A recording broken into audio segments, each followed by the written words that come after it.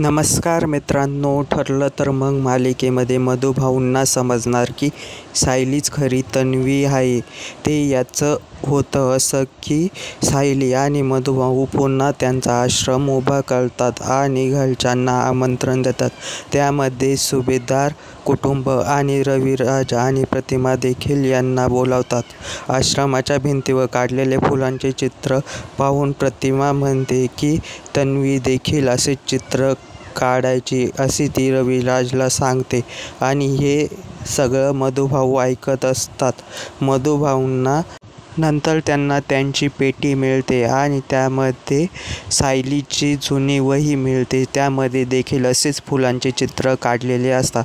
त्यावरून त्यांना समजते की चित्र प्रियाने काढलेले नसून सायलीने काढलेले आहे. तर मधुभाऊ ही गोष्ट सगळ्यांना सांगतील का? तुम्हाला काय वाटते कमेंटमध्ये सांगा.